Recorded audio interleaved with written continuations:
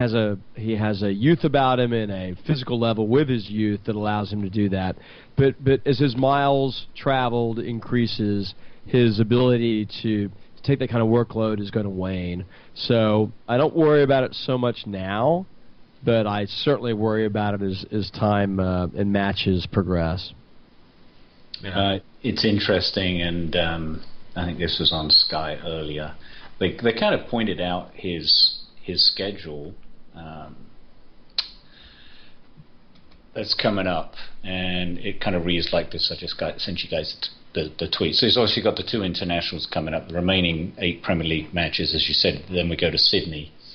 Then there are the next 2 England matches. The Republic of Ireland is a friendly, and Slovenia in the middle of June. So you're not getting any time off. And then 3 days later, if he's in the U21 Championships, there's another 2-week tournament. Exactly. So arguably with an earlier start to the season, next season, because of the Euros next summer, he has effectively got part of July off if he was allowed to come back a little later due to all that play. And really he needs to. He needs to take the whole of July off and come back at the beginning of August before the season starts. Or he has to not participate in one of these things, whether it's the 4 internationals in June or the under-21 championships. And I think it's one of those 2 things that's probably creating this anxiety on the part of the Spurs fans, and obviously the club, because I know the club is concerned of that. Because what's going to happen then? He's got another full season, and then he's going to go to the Euros. So you're looking at the end of season 16, 17 before he gets a clean break. Right. That's what I was reading earlier, and it got me a little concerned. I just worried about, I don't know if you guys have seen this before. Players that get called up and they're playing youth and they're playing senior team, and they're also playing in the league and the cup and the cup and the cup. Because listen, we're making Europe again. I really don't see us not. So we get used to the fact. Oh, Ken. We are, unless we just absolutely tank. Come on. Oh, Kenny. Keep drinking, Sammy. Okay. So listen, it's a little disconcerting to me. Listen, I would feel much better about the situation if we had some solid backup at striker, but let's face it, we really don't. Not right now, anyway. Addy has not really hit any kind of a form this year. Soldado, God bless him. And that's all I'm going to say about that. So there's really no backup. If that man gets nicked, pulls a hamstring, listen, for as hard as he runs in the 85th minute, like you say, listen, the fitness levels are through the roof. And Brad made mention of that as well. He's never seen anything like it in his entire career, the fitness levels that have been instilled in this Tottenham Hotspur Football Club. But when you run that hard, I don't care how fit you are, the best athletes in the world are going to tweak a hammy, pull a groin. Something's going to happen if we do not give his body the proper chance to rest. Yeah, when I answered that question, I forgot about the international break and then the Australia tour that we have. So I answered my question within the context of this Premier League campaign and then this international break. So you make very valid. I heard rumor yesterday. I just saw it on someone's timeline with their or feed that we may even play a game in Kuala Lumpur before the Sydney game, a midweek game on like the 27th. So I hope to God that's not true. That should sound like it's a start in that one. Road trip? Yeah. Kuala Lumpur. No thanks. We'll be the away support. Yeah. All right. I did want to just make sure that, because we did, as we mentioned earlier, we made sure that we incorporated it, and there was so many great listener questions, and we're very appreciative of them. We tried to sort of combine as many as we could to give as many people an opportunity to have their names and Twitter handles mentioned with the great Brad Friedel. So the questions that we asked yesterday, I won't go over the questions, but Nikhil Siglani, he had a question in there. Who else, guys? Davey Elder. Yeah. Davey did. The poet did. Who else? I'm just looking. Oh, hang on. Let me just move my screen here. I'm looking at the old master spreadsheet. Oh shoot! I don't think I have the right one. I don't have the right one in front of me. But we asked a lot of those. But the one thing I did want to make sure that we covered tonight was shout outs, because that was important to us, and it was important. And we explained to Brad, sort of in that kind of pre-show and in the show, how instrumental Keith Nicholson was in making that all happen. He's at Keith Book 4. I mean, he is the reason why we had Brad Friedel on the show. He was the genesis and beginning of that journey. Our beer was sort of provided to us by Oside Downey, Matt Downey. We're sending you shirts, Matt. We are making it up to you. You are important to us. Stone Brewery, San Diego. Yes. So I think Sean at Tottenham, or at Sean_Tottenham, we had questions from him. We had stats and data provided to us by at MyFootballFacts. That was Paul. And then a more somber but sincere shout out is to our friend Craig at Arizona Hotspurs. Craig's had prostate cancer in remission for a couple of years, and he got a couple of bad tests back, or some bad tests back last week. He's going to be going through some radiation. Our thoughts and our prayers are with you. Get better, my friend. Get better soon. So we right. There's a perfect segue to my shout-outs. Yeah. I have known Pete Hain. His Twitter handle's at Pete, the number 2, Boogie. Yep. I've known him for a number of years, and he was very supportive when I had testicular cancer about 4 years ago almost, and just randomly on Twitter he latched on, and he does a lot of work with It's in the Bag, which is a men's health movement in the UK. So we tried to meet up at the Bell and Hale last time I was over, but we couldn't find each other in the mass of people there. But this morning he tweeted me at my personal Twitter account at Ron_manager, and he was listening. He was on his way to Plymouth, and he was listening to the podcast and was thoroughly enjoying it. And I think you both latched onto that conversation. Yeah. I friended him. I just wanted to read awesome. One of his tweets. He said, "I'm already looking forward to the return journey on Wednesday so I can listen to some more." And then he said, "What I enjoyed was the in-depth chats, which most other podcasts don't have on the convert." So, Pete, you'll hear yourself when you play this one. I'll send you the message to download the episode when it's out. That's very kind of him to say that. So that's one of my shout-outs. And then the other one has escaped me. So over to you, Ken.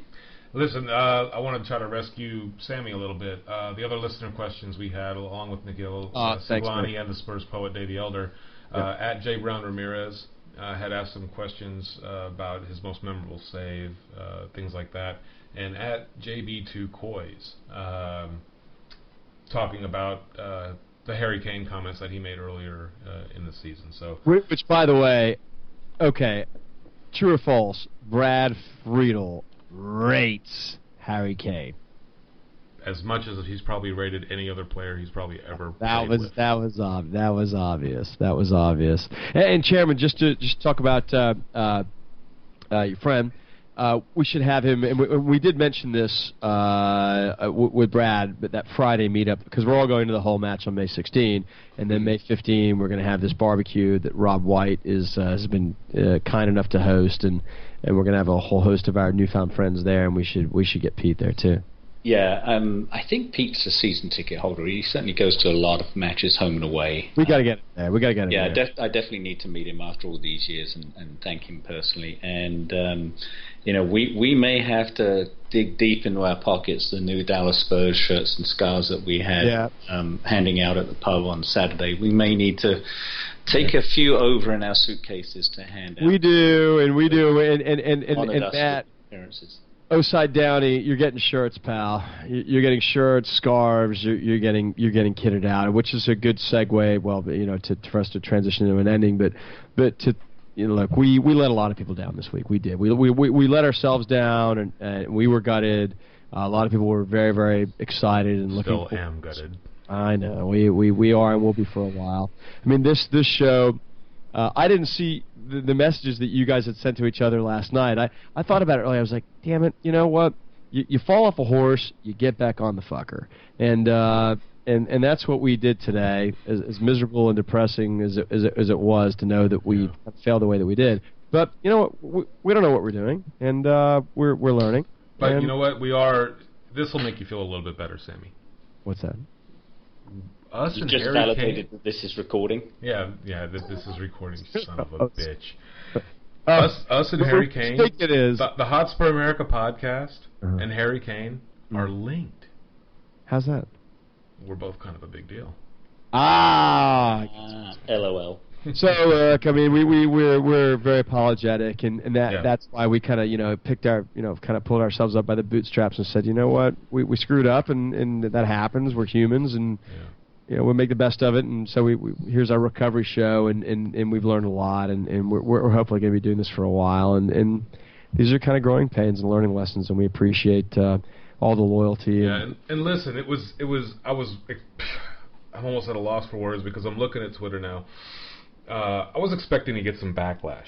I really was, and I was not one of you lovely people has said one negative thing. Yeah. Listen, I had the piss taken out of me a little bit. Yeah, Vass said you should really lay off the cider. And of course, we Vass didn't have any booze yesterday. Like our friend Vass, right? Like the only guy that took the piss out of us for this Vass. But I told Vass that the irony was we didn't drink a drop of alcohol. Yeah, nothing, and that was the problem. Afterwards, realize what happened. Probably was. But as I teased Vass in a tweet earlier today, I said, the only reason why we're really recording this second show is that he's driving to Scotland, I think, on business, so he'll have something to listen to. So yeah, and listen, I just wanted to just say again, when I look at Twitter and I see nothing, and I look at Facebook and I see nothing negative, and we explained what happened, people were very understanding and. Listen, it just goes to show that the depth of our listener is such that they know that we are them. We are, believe me, I am no big deal. Dude, I'm sitting here in a shorts and T-shirt with a backwards baseball cap on, just kind of, yakking about football. We are you guys. There's really no difference other than the fact that I've got a microphone in front of me. And literally, I posted on Twitter a couple of times today, we don't know what we're doing. The fact that this gets published every week is a minor miracle. So the fact that we've had two shows, which were probably the best two shows we've ever done together, that are lost because of recording glitches and the way that this software works. Listen, we're up against it, and I'm not trying to get any sympathy points from anybody. All the other podcasts, especially the ones in the UK, listen. When they meet their guests, they're all at one central location. They have engineers and they have sponsors and they have all this stuff that allows it to be the guys show up, they have a show prepared, one day, and they go. We have so many logistical nightmares, especially on the weeks like next week when we have an overseas guest come on the show. Which, oh by the way, Catspur71, Katrina Law, who's part of the Tottenham Hotspur Supporters Trust, will be on with us next week. Along with Jim Capel, who wrote that wonderful article via ESPN Seattle. They'll both be on with us next week, and I'm going to do some confirming with them, but they've both agreed to come on. But the point is look, this isn't easy. It's a labor of love, though. We do this because it's therapy for us. I was sick at my stomach and have been since midday yesterday when we realized that this didn't happen. I feel better. Having sat down for this hour and 15 minutes or whatever it is, I feel better. To getting this out. Listen, we got a show out for you guys. The only thing that I saw all day was, are we going to get a podcast this week? And I'll be quite honest with you, I didn't feel like doing it. But it's you people that inspire me to do this. Yeah, glad we did. We tossed the idea of doing it last night, but it was just. Well, I didn't know that. I didn't know misery. that. And it was so funny. My text was like, "I've got this great bold idea. We're gonna do this podcast. We're gonna get right back on the saddle." And you're like, "Yeah, we kind of made that decision last night." I was just like, "Okay, great.